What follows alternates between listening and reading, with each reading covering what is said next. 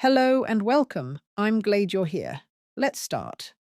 My name is Elena Moreno. I'm 34 years old, and the last time my entire family gathered under one roof was for my younger sister's engagement party. It was supposed to be one of those rare, uncomplicated days, the kind families photograph and frame, the kind my mother had planned down to the napkin colours. We were at my parents' house, the same two-story brick place with the white columns out front, the one people in our town liked to point at and say, they've done well for themselves.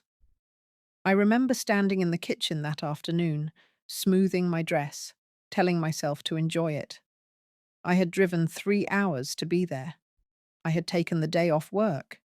I had even brought a gift I couldn't really afford, a delicate gold bracelet my sister once admired in a shop window. When I stepped into the backyard, the party was already in motion. String lights were woven through the trees. A long table gleamed with food. Laughter floated in clusters. Everyone looked relaxed. Everyone looked placed. I scanned the crowd for my mother. She was near the patio, holding court, her hand resting proudly on my sister's arm. My father stood beside them, smiling the polite smile he reserved for guests who mattered.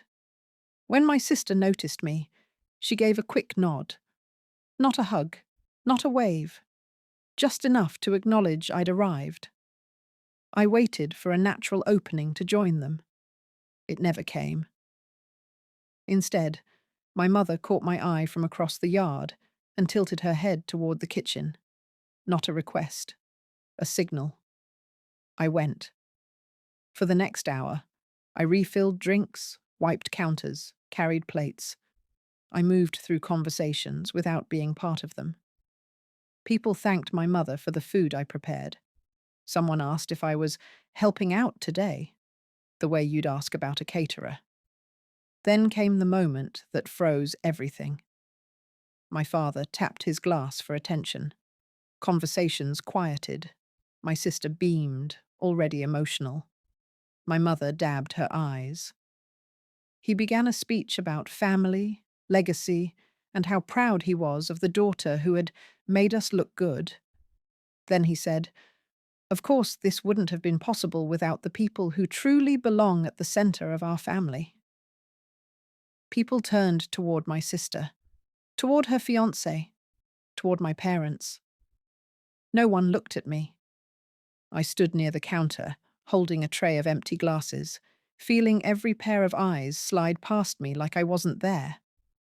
The silence felt loud in my ears. My hands went cold. My body stayed perfectly still, as if movement would draw attention I wasn't supposed to have. That's when I understood something I'd been avoiding for years. This wasn't an oversight. This was my place.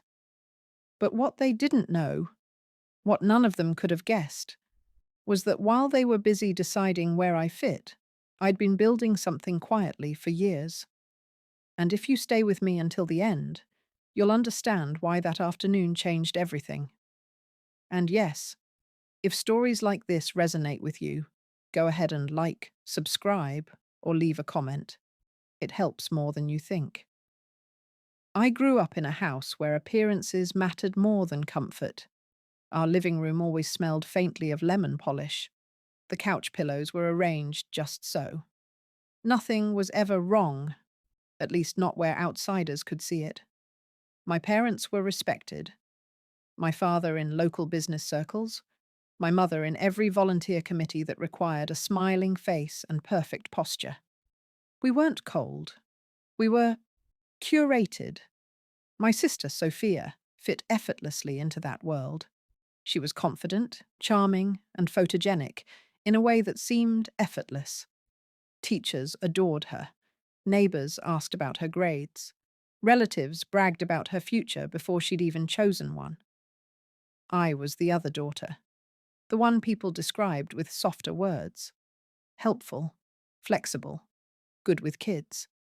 The kind of compliments that sound nice until you realize they're never followed by expectations.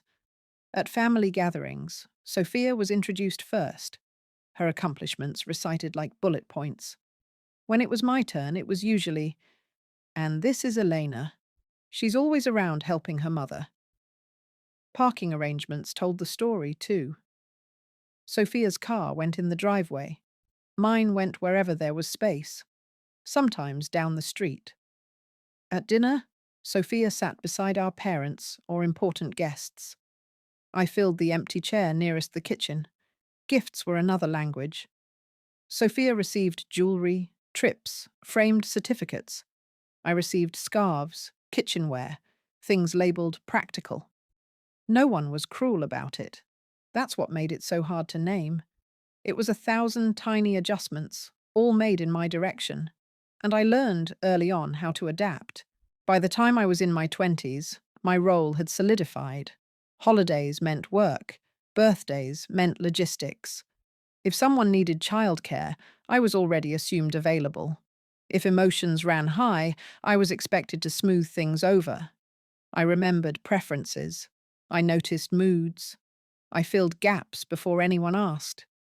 There was an apron in my parents' kitchen, pale blue with faded stitching, that somehow always ended up around my waist. No one ever handed it to me. I just put it on.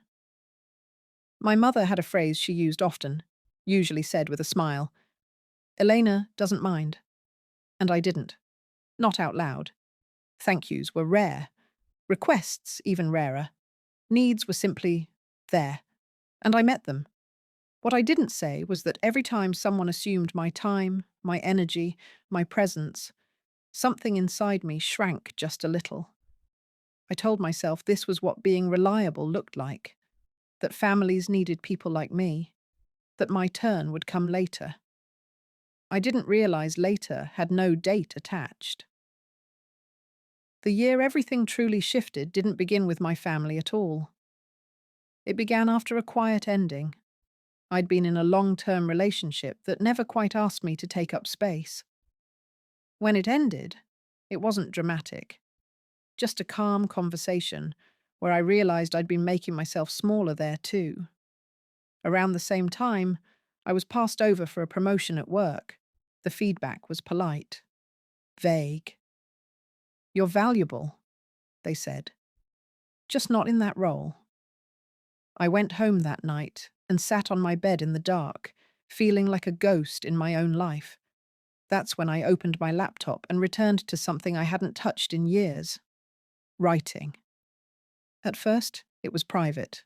Short reflections, scenes, observations. I wrote late at night, after everyone else slept. I wrote on lunch breaks. I wrote in stolen hours.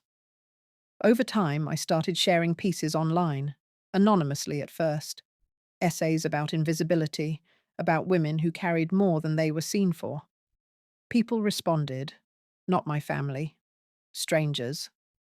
An editor reached out, then another. One person, a woman named Marisol, a former professor I'd reconnected with, read my work and said, "You see things clearly. Don't stop." So I didn't. I built a small but steady presence. I earned money quietly. I learned contracts. I learned boundaries. I learned how to keep something sacred, and no one at home had any idea. The engagement party wasn't the first public slight, but it was the last one I absorbed silently.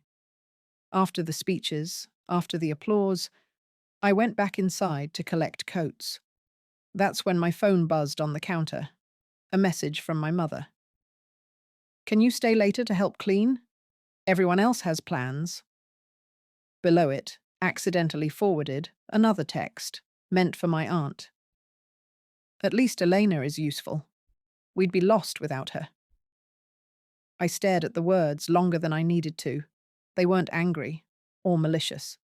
They were certain. That night, as I drove away under a sky that felt suddenly enormous, a simple thought settled in my chest. Staff can resign. I didn't announce anything. I called Marisol instead. She didn't sound surprised. "Come stay with me for a bit," she said. "Rest. Think." So I packed a suitcase. Left a note.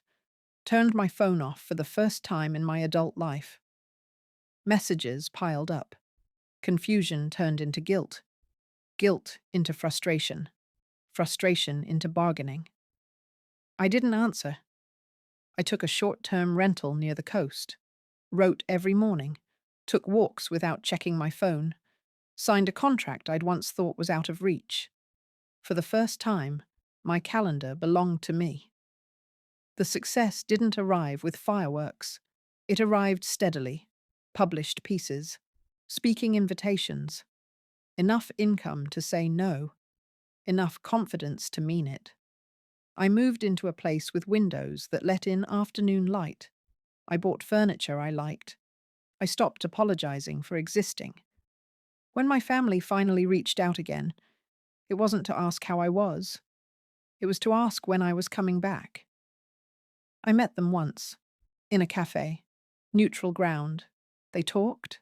I listened. When they finished, I smiled politely and said, "I'm not available in that way anymore." They didn't understand. They didn't have to. I paid for my coffee. I stood. I left. Now, when I think about that afternoon in the backyard, it doesn't hurt the way it used to. It feels clarifying. I wasn't cast out. I was released. And for the first time, I wasn't invisible. And I never planned to be again.